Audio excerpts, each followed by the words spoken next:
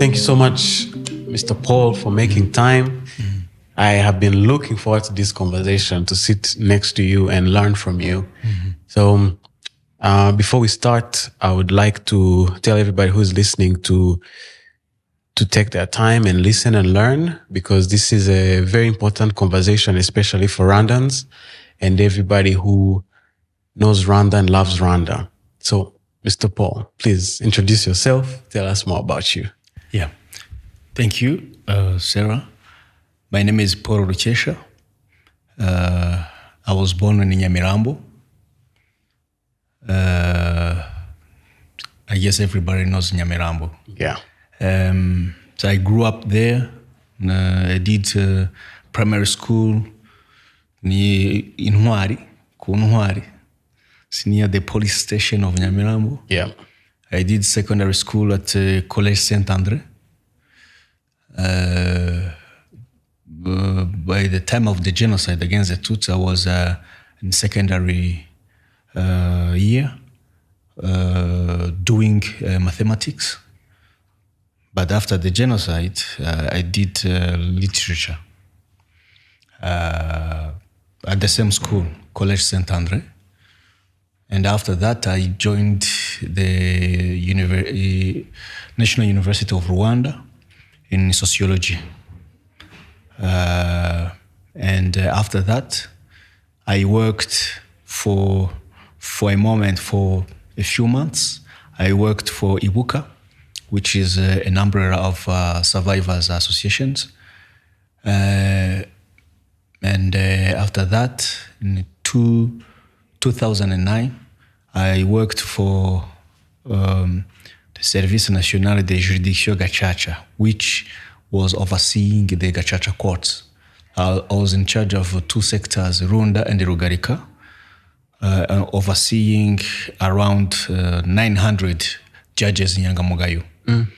And after that, I joined Aegis Trust here at the Kigali Genocide Memorial. And I started in archiving, digital archiving, specializing in collecting testimonies. I interviewed a lot of survivors, more than 100, but also perpetrators and those who we call abarinzi b'igihango. Yes. Here we categorize them as rescuers. Yes. People who risked their lives to save Tutsis who were being killed during the genocide. So I did 12 years here, so doing archival work, but also working on Gacaca documents. You know, Gacaca court proceedings, digitizing them, creating metadata so that people can retrieve information. But also, as you mentioned, as we spoke earlier, I also worked for peace education. Yeah. Yeah. So before this is as you can hear, those who are listening to this podcast, Paul is a man of wisdom and he has so much experience on this topic. But before we get into that, I would love to hear your story. Where were you during the genocide against the Tutsi? Mm-hmm. During the genocide against the Tutsi, I was in Nyamirambo, as I told you, near Club Rafiki. You see the Club Rafiki? I was 15 years old, but I reached 16 years old on 30th April in the genocide, 1994. So I was there. So even before what the world know as genocide, I was there, because genocide did not start on 7th. People think that genocide started at that time, at that specific date. No, genocide is a process. You know, in the Genocide Convention, putting people in the conditions, inhumane conditions, that endanger their lives is also genocide. Yes. That's why we as many genocide scholars agree that even what happened to Tutsis since 59, Yes. 1959, is genocide because Yes. there were killings, there were forced exile, there were starvation, there were relocation, trying to forcibly moving someone against their will. Yes. This is genocide. So, the genocide against the Tutsi. 7th, I was in Nyamirambo when the killings started. In my neighborhood, killings were started by the presidential guards of Habyarimana. What? So they went door to door, executing people, executing families.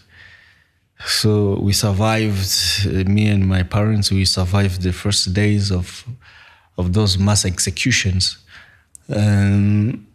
But my father and other family members were killed on 8 May 1994.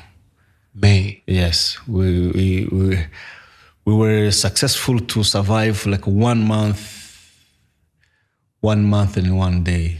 Wow. So 1 month and 1 day after the starting of mass killings, that's when my father and other family members died. But my mother and my 2 sisters died on this very day, this 11th I'm so sorry. April. So today I'm remembering my mother and 2 sisters and other family members. Yeah. Wow.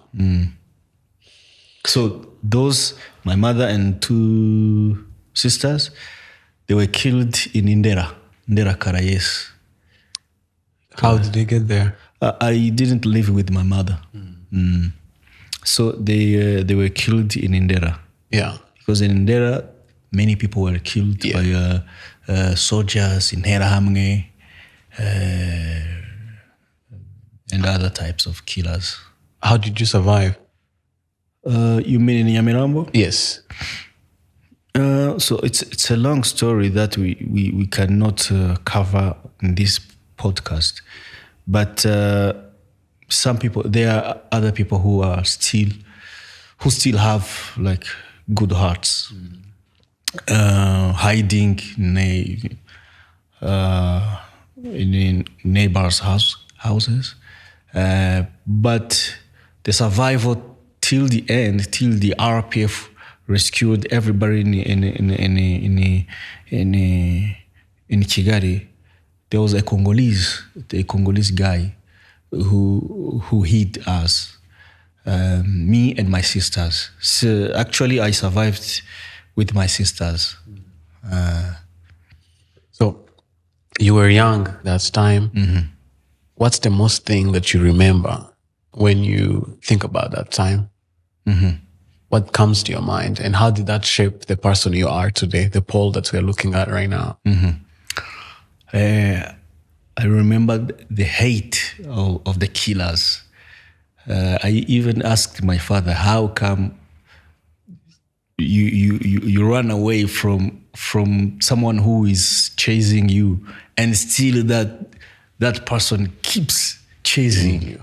So normally, even in animal kingdoms, when an animal, just flees, another is just gives up. But those people were beyond animals, because animals are beings like they have their own rules. Animals kill when they're hungry. Yes. Once the food is on the table, when their lunch is taken, there's no more chasing. But those people, they were brutal, they were really hateful. Yeah, that hate. I've never seen such hate in a massive population. Yeah, that I will never forget. From what you learned and so much work that you have put into learning about the genocide and actually like recording it, where do you think the hate came from? Hate is learned. Hate is learned, but also hate can be unlearned. Yes. So you can undo. Yes. You can do hate. But it takes time, takes a lot of efforts. Because people who taught hate, they took a lot of time. Yeah. Imagine since even before 1959, with those Belgians inoculating hate into Rwandans, dividing them, making them believe that they are not the same, that they are those who are superior, those who are inferior, putting in place all kinds of measures that keeps people separated. So this is a process of learning to hate. Even since the first Europeans set foot in Rwanda, that's when we started hating each other. Yeah. Because before, people would fight over something, over power, over cattle, just to loot cattle. But since the Europeans set foot on African soil, not only in Rwanda, on African soil, Africans started hating each other. Yeah. An African can kill another African with a lot of fantasy, with a lot of pleasure. So you would imagine why. But this is something that we have learned because we forget who we are. Those Europeans, they have changed our world perspective. Yeah. When someone tells you that I'm your God, because Europeans, let's be honest, that's what they told us. They in our living rooms, we grew up seeing the God is white. Jesus is white. He's blonde. His mother is white. His father, Joseph, stable father or father, I don't know, white. So you grew up believing that the people, the Europeans are gods themselves. Yes. It's consciously or subconsciously. Yes. Even today, if I'm aware of it, even there's something subconsciously that's still in my head, that the white people are gods. Yes. So that's why if you believe that, you can believe that the Tutsis are evil, the Hutus are stupid. You can believe all kinds of things. Yes. Yes. When someone changes your worldview, yes, that's everything started from there. Yes. Now, that past, that dark past, how did it shape you? When you look deep down, how did it shape you? So the understanding. First of all, it taught me not to be reactive, not to react to hate, but to understand why. Not to react to ignorance, but to understand the ignorance. And also to be objective, to try to learn, to find out using sources, using evidences, try to go to the roots of things, to learn about Rwandans, to learn about ourselves, about our families, about our personalities, and about our nation. Understanding, that's the first thing to do. And that I would recommend to the youth to understand. Because we have been programmed to fail. Yeah. What? To fail. To fail? Yeah, to fail. Tell me more about that. Yeah, we have been programmed to fail because even the education we have received is colonial education. Yes. Even today, there are even things that you see our kids learn at school. There's still something colonial even in our education system. It's not complete. Our government is trying to do its best to uproot those bad seeds, but we have a long way to go. Yeah, we have a long way to go. How we think, how we act, we need to get rid of colonial education. Yeah. So you are a genocide survivor, and you have been very involved in the Gacaca court, the research. What made you interested in actually like pursuing it like that academically? What interested you? When I worked for Ibuka, so it was I wanted to help my fellow survivors, but for Gacaca, I was looking for a job actually. But when I got the job, I learned a lot of things. It was actually I didn't used to participate in the Gacaca courts. Except in cases that I was related to, like for people who killed my parents, my loved ones, who looted our property. But then I learned my first assignment. I heard someone confessing that he had killed 4 kids. Wow. By hitting them, by crushing their heads, by a club with you see those clubs with the nails. I was horrified, and I wanted to quit on the spot. But someone said, my supervisor say, yeah, you will make it. Just hold on.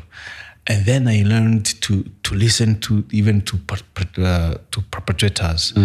They are thinking why they did what they did during the genocide, and so I surprisingly I came to have pity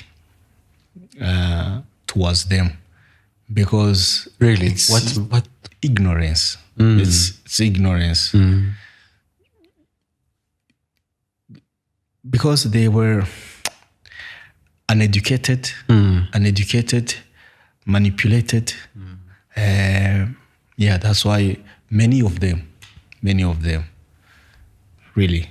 Because a small amount of people really planned for genocide and planned to kill Tutsis, but also to manipulate those who call themselves or are called Hutus.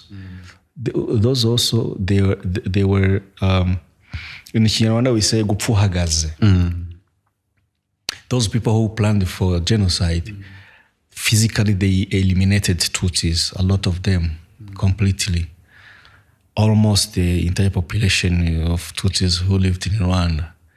But also they killed those who they claim they were saving or they protecting from the RPF or the RPA. Really? Yes, they killed them. They killed their youth.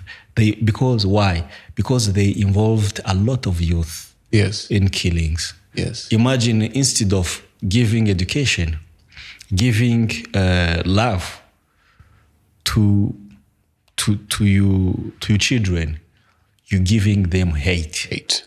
You're giving them something that will destroy the nation. You're giving them something, not only the nation, but also the region. Because those people, once they finished, no, they didn't finish because RPA soldiers defeated them. Once they were defeated, they continue spreading hate, death, in the region. Yes. That's why I say those people who most of them live in Europe, in America. That's why I tell to our Rwandan youth, don't follow them, because they killed not only Tutsis but also those Hutus. They claim they speak in their names, because someone cannot claim to love you and give you death and tools of death, because hate is a tool of death. Yeah. Hate kills. Yeah.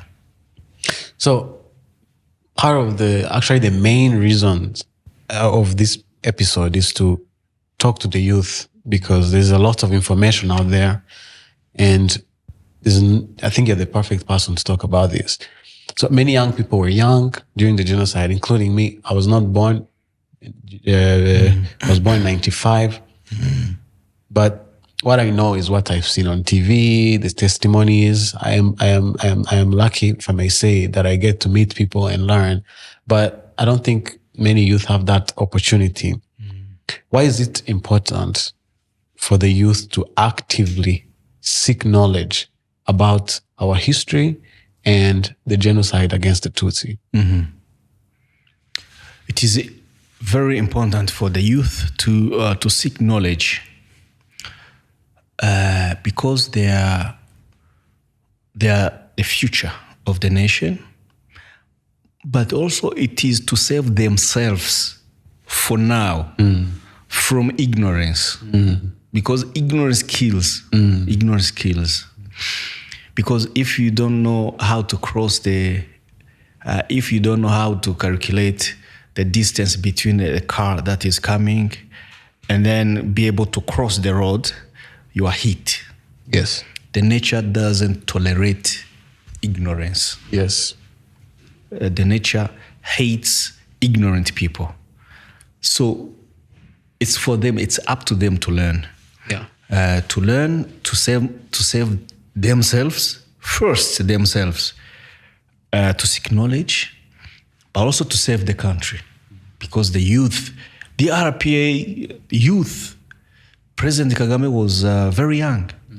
When I see the tasks he was performing at his age, and the Rwigemas and the others their comrades, really, they were impressive. So if the youth can learn from the people who saved themselves, because the RPA and their families, first they saved themselves because they came out from refugee camps from abroad. Yes. They got the country back home, but also they saved the nation. That's why they should learn. We should emulate what the RPA soldiers did. We should really focus. There's no early age to learn. I think young people should learn as young as 4 years old, should learn about things of life, not keep, learning not important things. I think we should learn to save ourselves and for the country. Nice. Like someone who has worked for the Kigali Memorial and other memorials, and also cataloging, tell us about the process of establishing a memorial. Tell us more about that. What kind of work goes into establishing a memorial? Memorial is it's a place where the government, the nation of Rwanda has decided to give a platform to people, to survivors, but also to the world, to commemorate, to keep the memory of the deceased. But also not only to commemorate, to reflect, but also to learn, to learn what happened, and to have lessons, to learn lessons of the future. So this memorial was set up in 2004. So I joined in 2010, 6 years in action. But when they started, it was the museum where the body remains are. But later on, they decided to record the stories, life histories of people, of survivors. First of all, it was survivors. Yeah. Because they wanted to tell their stories. Yeah. The early days of recordings were on those cassettes, audio cassette, and also they used the DV tapes, cameras to have audiovisual stories. And when I joined the team, it was about digitizing all the materials that were recorded. The VHS tapes, TV tapes, audio cassettes, but also text-based materials to scan them, photographs of people, cataloging, because when you have a photo, you need also information of the persons that are on the picture. Creating platforms, digital platforms, because once you're done with the digitization, you need a platform where people can access. Yeah. You need to give access. Yeah. Now this center, this Kigali Genocide Memorial, they have a platform where you can visit more than 300 testimonies. You can listen to the testimonies of different experience groups, survivors, perpetrators, rescuers, or abarinzi b'igihango, and elders. Elders are those people who, by 1959, they were enough adults to know what was going on in terms of violence. Yeah.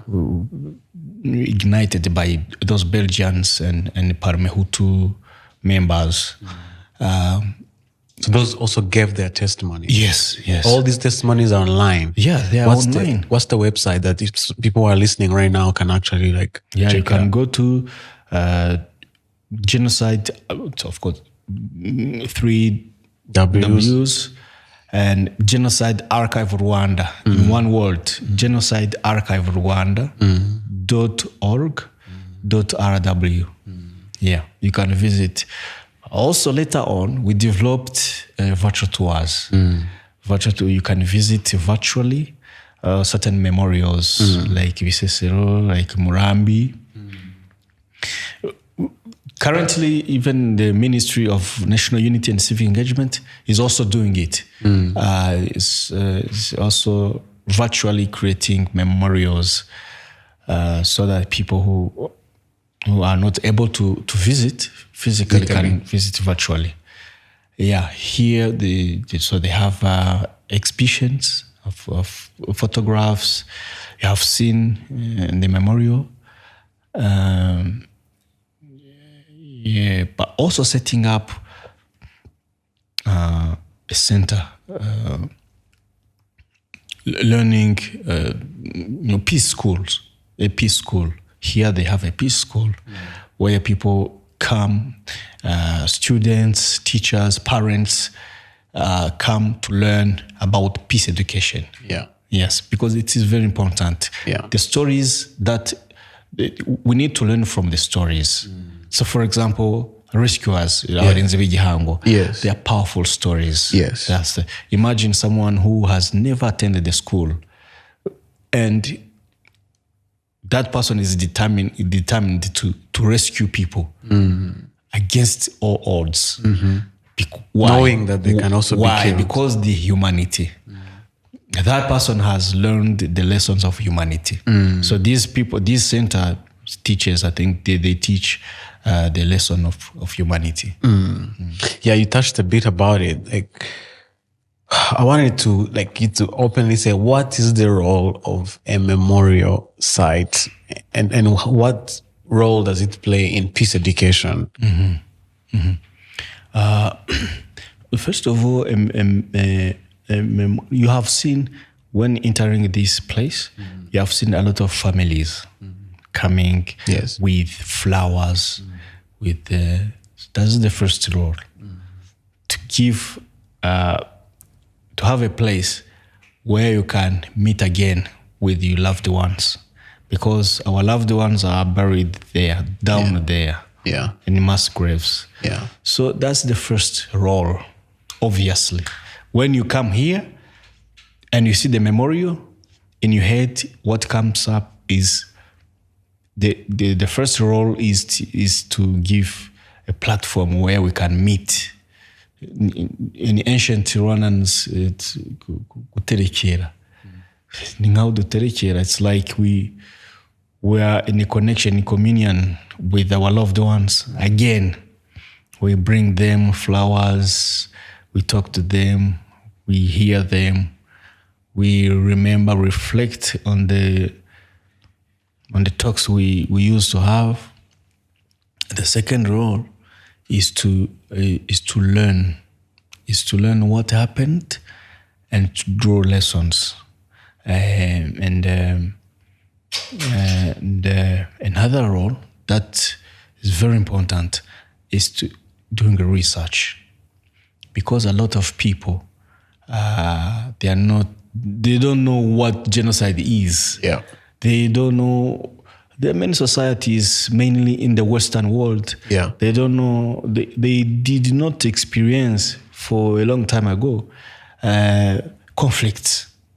So they need to learn, because conflict can happen anywhere in the world. Yeah. That's why it's very important also for them to come to learn, so that what happened here doesn't happen to their societies. Yeah. Powerful. So beyond visiting the memorial sites, how else can young people engage with this history? Yeah. Visiting the memorials is very important, but also having another source of information is crucial.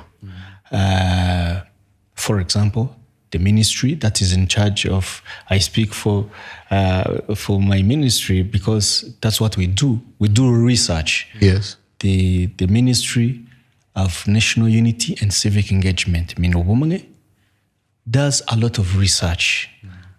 It collects also testimonies. That's where information that is checked, rechecked, cross-checked, where the information is. Genocide happened because the genocidal governments, successive genocidal governments, they fed us with distorted history. We used to learn that a certain people, Tutsis, are bad. They enslaved Hutus for 400 years, but things that have never happened. So we need libraries. We have a library. So you asked what else than memorial? Libraries are very powerful. It's my hope that in the next 5 or 10 years, in every sector, we will have a library for the kids to read, because information is in the books. Even in every cell, not only sector, in every cell, if you can have where we can find information, you can have digital labs in every cell. I think the society can develop very quickly. It can be informed. Yeah, It's much more accessible. Yes. Yeah. So just something just popped in my head, and I want you to clarify with your knowledge, what is the ideology of the genocide, and who is a genocide denier, so that even when we are reading the information, we can actually see cues that lead into genocide ideology and actually know it and know that this is genocide ideology? So genocide ideology is defined by the law, in our Rwandan law. I don't have the definition in my head, but the genocide ideology is the set of ideas that one can have, aiming at or wishing for a certain group of people to be wiped out, because those people are not tolerated. For example, you can see, have you seen the Jehovah's Witnesses? Yes. So sorry for if someone or anyone from your team is a Jehovah's Witness. It's just people who are preaching the good gospel. But there are some people who don't tolerate it. Yes. So if that hate, that intolerance goes one step further, and then you start wishing them to be killed, not to be seen in the streets, that's genocide ideology. Yes. So you want them dead. You don't want to see them going door to door preaching. If you don't like them, just tell them we don't like you. That's it. But wishing them, entertaining those feelings of hate, that's genocide ideology. So you can say, okay, I because I don't like you can say I don't like these people, or not liking is not genocide ideology. But actions, even the law, it's about actions. Ibikorwa. It's actions aimed at harming a certain group of people, or exterminating them, or putting them in harsh conditions that is leading to death. Is genocide ideology. So what you see in the region on the social media now is genocide ideology, because they see, Rwandans. So when you go in neighboring country in Congo, say, we don't like Rwandans.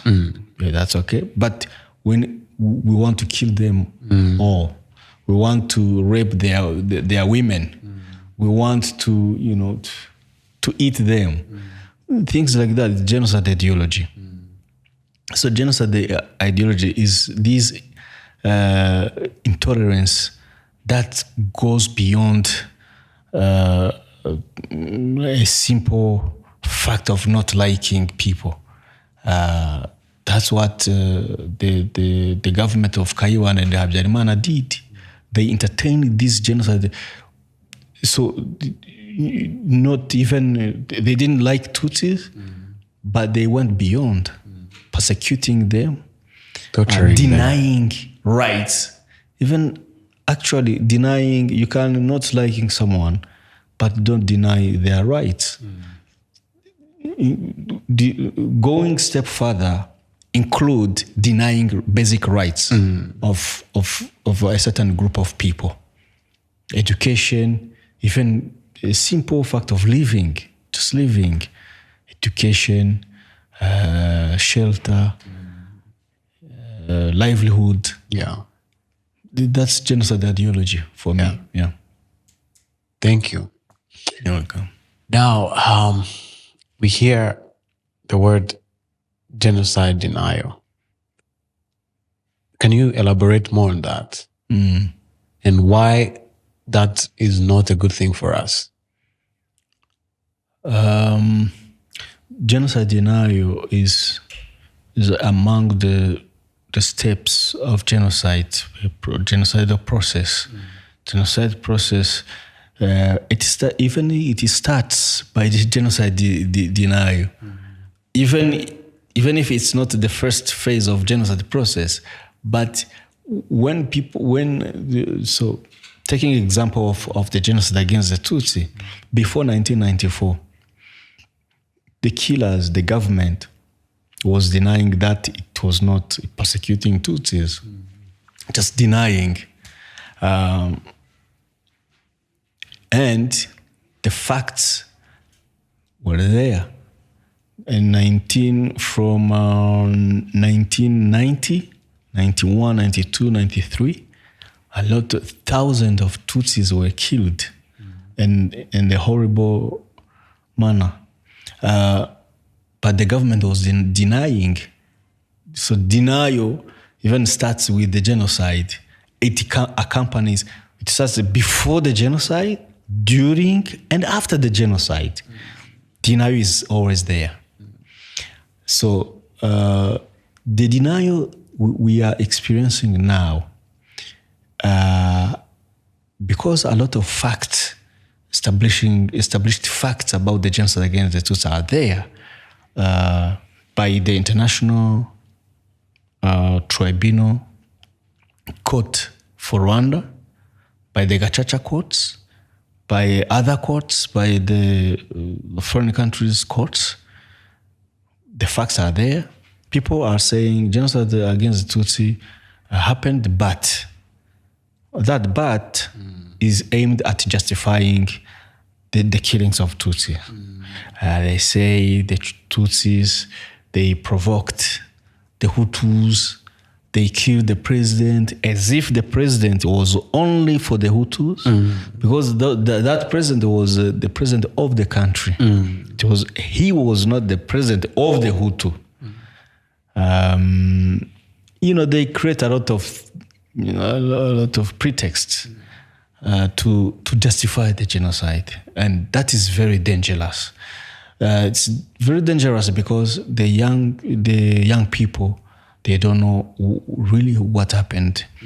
If we are unlucky, and then the young people learn, the first learning is from the genocide deniers, it's very difficult to unlearn that poison. It's a poison. Yeah. That's very important that we put in efforts, great efforts to teach the true history.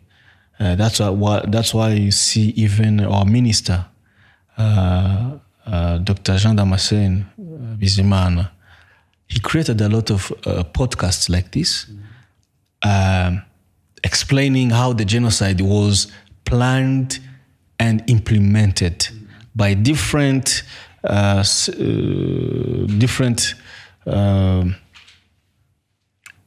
people, I would say, experienced groups of people, like politicians, like media people, like military, like clergy, like teachers, a lot of people, like businessmen. This is very important to know the history, to know where we came from, so that we don't repeat what happened. We don't repeat. You see, a lot of times, our institutions preventing youth or warning youth not to engage in acts of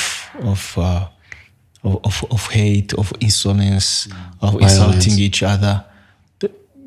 And you would think they are exaggerating. They are not, because it starts with small things, small acts of hate. And that hate can transform into genocide ideology. Yeah. That's why we need to keep teaching people. By this we're doing, by this podcast, it's very important. Yeah. There is one thing that I was hungry to learn, but it was hard for me to get the resources. Can you share with us of course you had to prepare, but what you can remember right now on resources that we can use in this period of commemoration to educate ourselves? Yeah. I told you that at the ministry, we have a research department. Also, we have platforms. We have digital platforms. We have our Twitter account. We have Instagram account. We have LinkedIn, We are even on TikTok. We create a lot of videos. I think we are the most. We are among, I think, if not the first, we are a ministry has a lot of subscribers on YouTube. Where we have a YouTube channel, almost 10,000 subscribers. So you will see a lot of videos. We put in there testimonies, because testimonies is a first-hand account of what happened. So you cannot bypass a testimony. Yeah. It's not. And I think we got those subscribers actually because of testimonies, actually. Yeah. We have a website. We have uploaded a lot of books that were published by CNLG, the former CNLG, the former commission to fight against genocide. They did a lot of great job. They published how the genocide happened in different former prefectures, former. Now provinces. they're like Murenge. Huh? Prefecture is it's bigger like a province. that's big. Yes, yeah. Before the genocide, we had 10. In 1991, it became 11 plus Kigali City. Yes. But before that, we had 10. Kigali, Gitarama, Butare, Gikongoro, Ruhengeri, Gisenyi, all those Cyangugu, Byumba, only 10. And then under prefecture, you had commune. We had, I think we had 10 prefecture. We had 143 commune. And then below sectors, cellule. So prefecture, we are documenting what happened in each prefecture. Prefecture is huge. It's very big. If we take an example of Butare used to have like certain parts of current Nyaruguru. It's actually Huye, Nyaruguru, and Nyanza. Certain parts. If I'm not mistaken. That's a big area. That's a big area. Yes. So the research that's on the website is on the prefecture, each prefecture. Yeah, there's a lot of research. There's even personal accounts of people. People are publishing these days. Yeah. Yes, there's recently we assisted on the launch of the book of Liliane. A lady called Liliane. She survived from Nharama. Yeah, from Nharama sector. We have people like Claver Lacoze. He also published another book on how to teach young children about the genocide, how to handle trauma. We have Dimitri Sisi, a personal account. We have many people. And those books are on the website? We have a list. Yes. So how we do it, we publish the books. We give you a list of Rwandans and non-Rwandans publishers. And then you can buy a book from Amazon, from wherever you buy your books from. Yeah, you find books. But we have also our own books, our own research. We publish and then we upload on the website for the people to consume. Please share with us the website. Yes, which website is it? Yes, it's minubumwe.gov.rw. Of course. minubumwe.gov.rw. www.minubumwe.gov.rw. That's the website. Yeah.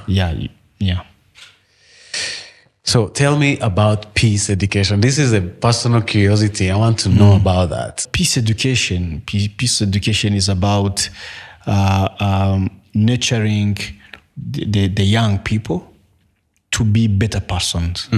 Yeah. If you read these exhibitions, you see the personal stories of people, how they embraced peace.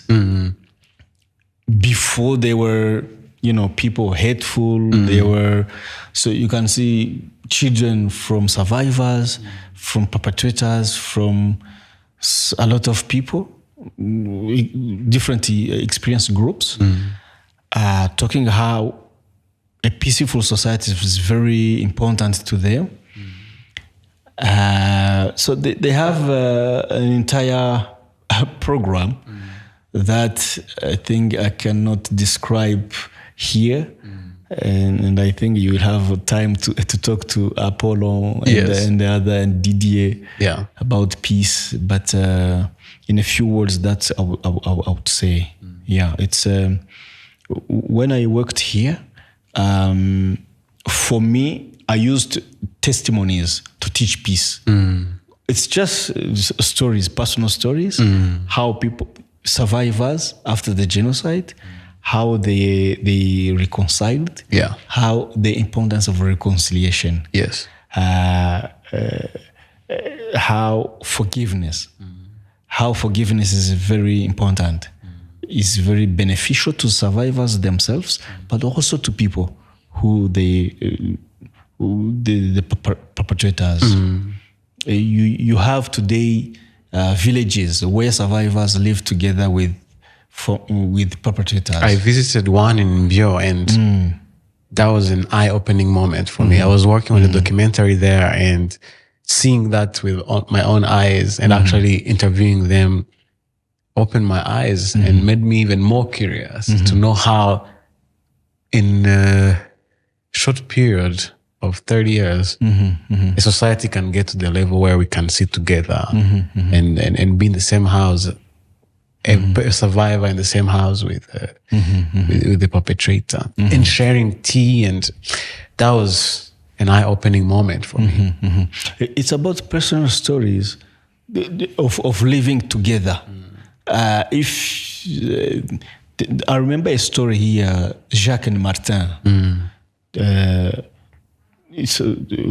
One was from a family of Tutsis and other Hutus, these so-called ethnicities created by the Belgians. But the kids, the young men, created friendship themselves independently of their parents. But that friendship created also the friendship of their parents together. So it's something that is nature. It's about nurturing the qualities, the human qualities, and then transform it into a peaceful and a resilient society. Interesting. So you mentioned the story, and I was going to ask you, is there anything, a story that stood out for you, even when you were working in Gacaca, in Ibuka, even where you are right now in MINUBUMWE? Any story that you think you would like to share with us, the audience? In Gacaca, I remember many stories. I remember a story of a young man. I have never met him, but he was accused while I was the coordinator of Gacaca in that area, in Irugarika. That man was accused of having participated in the killings. That man was, at that time, in 2009 or 10, was living in the US. And many people were convinced that he really participated because a lot of genocide perpetrators who were in the prison incriminated him, and many and the other survivors also were convinced that he participated in the killings. And then we pushed, so we were obliged to have the case before the court. And when the court gathered, because I suspected there were something that is not going well. There was some false information, false accusations, but my boss advised me to have another court, a court from Kigali, to have to go there to settle the matter. And then the people who were testifying against him, because he was tried in absentia, and the people, including the perpetrators, they were heard separately, and then their testimonies came differently. Wow. So you separated them and they're like, okay, tell me what happened. Yes, tell us what happened. And the first perpetrator who was jailed in Gitarama prison, it was called Gitarama or Muhanga prison. Muhanga now. And he came. I remember Jabo. Jabo was carrying a machete. He was wearing a trousers. He had, and then he started hacking the old lady, and then he killed her. And then a second said, I remember Jabo. He was carrying a stick. And then he had a very long coat, and then with a big stick. And the third one, I don't remember. He said he didn't have anything, but he was kicking the old lady in the back with fists. And then the judges say, you all liars. And then the guy was innocent in absentia. Wow, it was surprising. Yeah, so for me, I'm thinking about the courage of actually being unbiased as a genocide survivor. You have family members that were killed in a genocide. You barely survived, but now working in the court, you don't want to be biased. And that's a courage that I would love to hear from you. Where do you think that courage comes from? The courage to not be influenced by our own feelings, especially in a matter like that. Yeah, I don't know. In my nature, I don't like injustice. Yeah, I don't like just independently of my background as a survivor.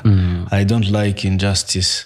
That's why I insisted with my boss at that time to have another court, because I was suspecting the local courts of having connection with the families of people who were accusing the young man who was studying in the US in the US. And then I said, if this guy is tried, is given, let's say even 2 years, it's over. You are a perpetrator of genocide. Yes. You can't imagine. For me, my philosophy is I would rather to be innocent than guilty, because there's a chance that, because genocide is a crime that is how do you say it's a crime against humanity. Yes. Everywhere you can be tried. Yes. Even if you are innocent here, someone can appeal in Canada, or they can gather facts against you, and then you are guilty. But making an innocent man guilty is very dangerous. It's risky. It demands a lot of efforts to clean the image of someone. Yeah. But if you make a mistake and then someone is innocent, so there's still a chance of appealing. But I would rather take all my chances of gathering everyone. So those who are against, those who are for, and then confront the two sides, and then have the truth. That's what I did. So I only I was an intermediary. What I did, I asked my boss let's have another quote, very neutral, and then very neutral, very sharp, quick thinking, so that they try to settle The matter. the matter. So as we get to the end, I would like to ask you, what message would you give to the Rwandan youth about embracing history and ensuring the lessons of the past are not forgotten? Yeah.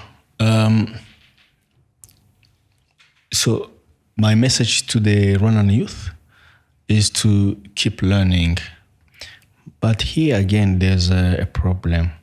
Sometimes they learn from their parents who are still holding this genocide ideology.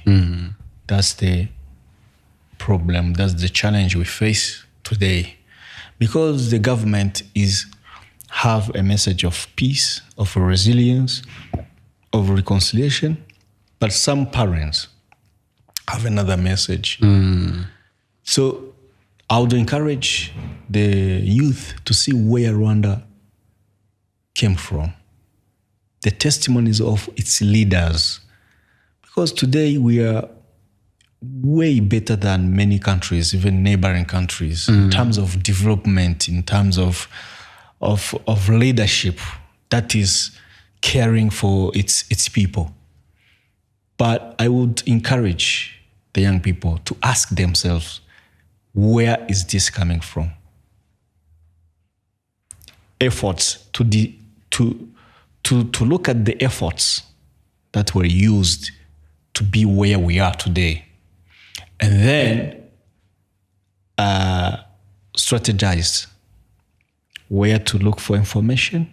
If your parent is diverting from the truth, just give up. Give up on those parents, because they can. There are some parents who are bringing their children into the rebel groups.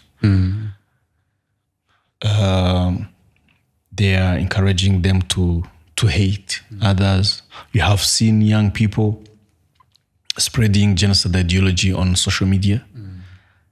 That's learned from the adult.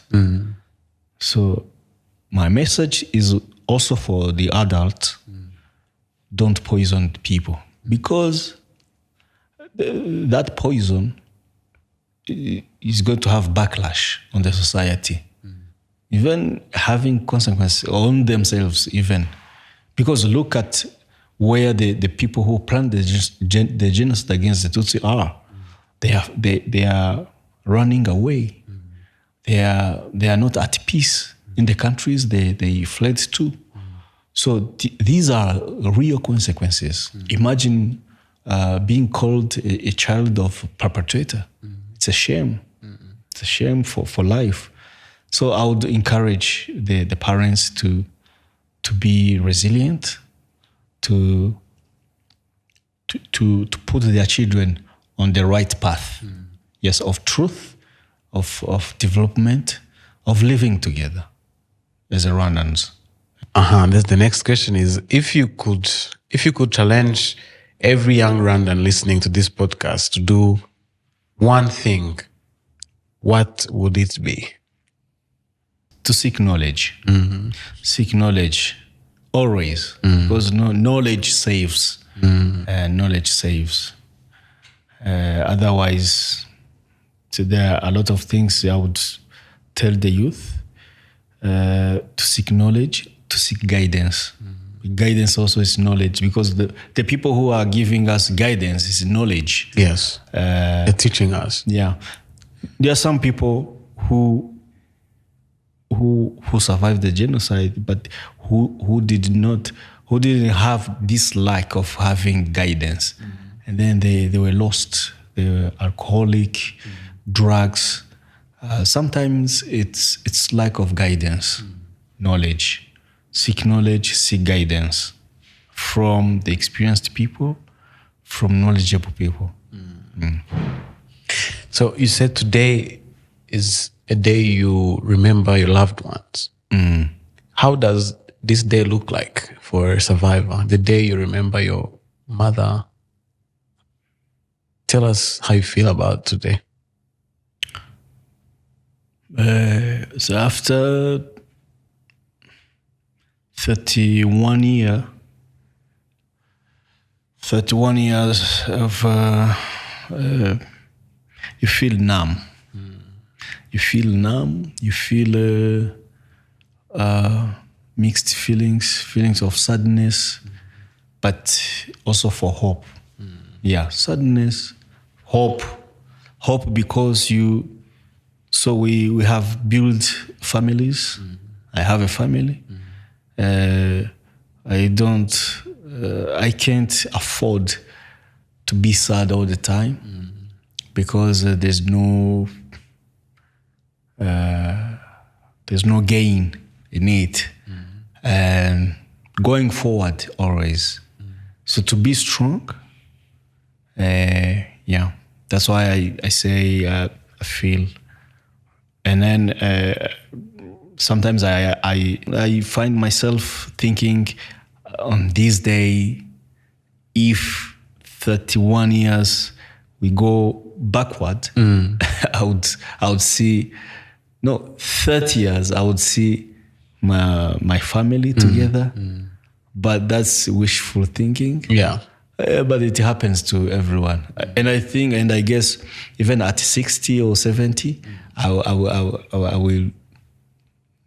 will still think that way. But that's human. But I would encourage my fellow survivor, yes, who are remembering their loved ones today, to be strong. Because strength is the most beautiful gift that nature gave us. Because